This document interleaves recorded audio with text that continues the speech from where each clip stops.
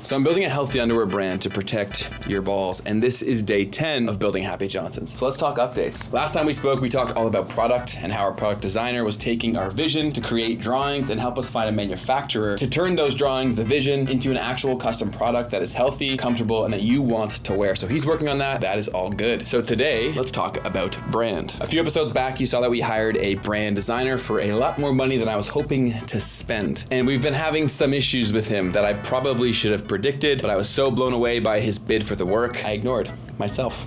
That was silly. So here's what's going on. As I mentioned before, he is a great designer that previously worked for a big agency. And what often is the case with employees, and in particular creatives, is they see the price tag that the agency is charging the client, and they think, I'm creating the design, I should be getting way more of this money. So they go off and start their own business. But what they failed to consider is how important the other areas of the business that gets the client to the designer really is. Like legal, sales, client relationship management, communication systems. All of these things are what allows the designer to make the right designs that makes everyone happy. And so often, new creatives or new agencies, they forget about all of this stuff and they don't realize that the big price tag is because of a lot of those things. So we've been dealing with some communication problems with our designer. He's not bad at what he does. He's fantastic. He's ultra creative. But when someone is new to business, they don't know what they don't know. And so we're kind of the guinea pigs for him to figure these processes out. And it's a bit of a struggle at the given point. So here's what happened. He put a bid together to get the work because he is new. He went above and beyond and did so much work up front at no cost to try to get the opportunity for the paid work. And we were so blown away by that pitch that we gave him the work and we purchased a package where he would build out our entire brand identity, from logos, fonts, colors, and our website. So he knew the what had to be done, but he did not do a great job communicating on the what we want and how we want it. And so since we said yes to his pitch, he just ran with exactly what was in his pitch without communicating with us at all. He went and did all the work, he threw it back at us and said, here you go. And then we said, wait, why didn't you tell us what you were doing first and ask us any questions? And then it led to conflict. So he's now currently very pissed off at us. And I'm now in a position where I have to basically explain to him how we got here as someone who's made those mistakes themselves 5 years prior when I was running my own business for the first time. So there's a bit of conflict right now. We're currently dealing with that and we should have our branding tomorrow. So in tomorrow's video, we'll walk through the branding together, but I am kind of concerned that the quality of the work for what he has to finish is probably gonna drop off because he's pissed. Because he thinks we're the bad guy simply due to a lack of experience. He's not a bad guy, he's brilliant at what he does, but he just doesn't know the full picture of what he's doing. And so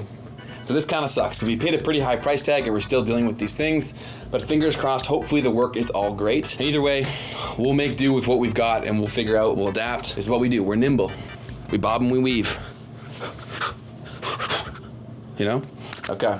But that's the update for today. I think the biggest thing I could teach anyone who wants to start their own business is learn how to understand people and get as much experience as you can to try to understand the thought process of somebody else that you may be working with in terms of what they care about, their incentives, and how they approach decision making. Because if you can understand how someone thinks, you can understand their perspective, and you can usually speak the language that will resonate with them in a fraction of the time. And I'm sure our designer will eventually develop all of those skills, but it takes time and it takes reps and it takes talking to people to really acquire those. I'm sweating, it's so hot in here, boys.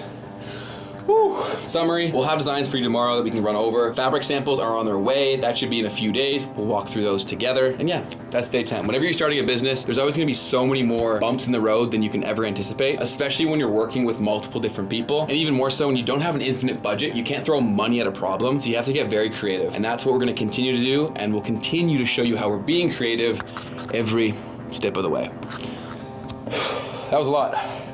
That was a lot of tea right there. So we'll keep you updated tomorrow with how all these things are going, and we'll show you the brand. I'm excited for that.